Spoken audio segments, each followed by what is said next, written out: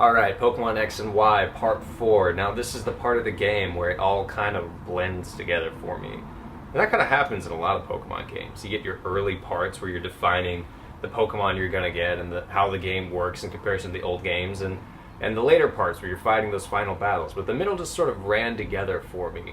I fought a lot of gyms. I beat a lot of gyms. I caught a lot of Pokemon. I evolved a lot of Pokemon. I kicked Team Flare's ass a few times. It was all groovy. Now, one thing I noticed is that the gyms are harder than the previous games, but your ability to fight those gyms is also more advanced as well. Like, take, for instance, the grass gym. I don't even remember if it's in this part, but the grass gym had a lot of good Pokemon. There was a lot of... It wasn't just like stuff that would be a Bellsprout or something that they could find in that part of the game. No, it was pretty much every grass Pokemon ever, and the trainers sort of had them spread out throughout the gym. But I also had like 3 or 4 leveled up fire Pokemon because I could do that with the experience share and all that. So, you know, when you're fighting with a Charizard and a Fire Lion and a Firebird and something else, you gotta beat the gym.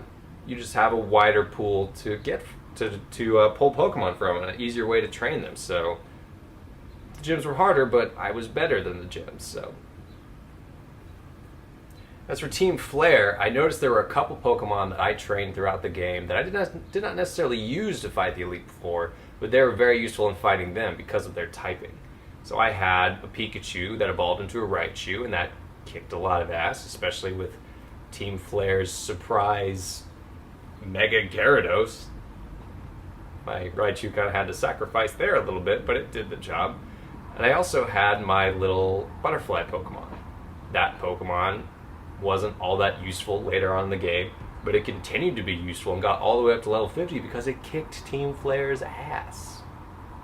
It just did. It could take out dark Pokemon well. It could take out a lot of different types of Pokemon well. Poison Pokemon with its psychic move, it did a pretty good job of that. So just want to do a little shout out to those couple Pokemon because I probably won't talk about them when I fight the Elite Four. Now, this was the part of the game where I had access to the EV training minigame. Now, it's not without its flaws. Nothing in the Pokemon world is ever perfect. It is a little repetitive. It is slightly annoying, but it's not nearly as annoying as EV training was before, and you can actually, you know, refresh and all that. I definitely like the idea of being able to refresh the Pokemon and totally take out all their EVs and build them anew.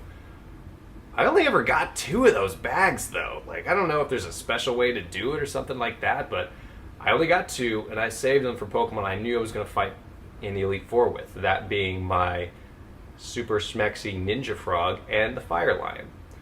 I just thought the Ninja Frog could be awesome, but the Fire Lion I thought would be useful, but he needed a little bit of boost, or she needed a little bit of a boost, and the EV training helped out with that.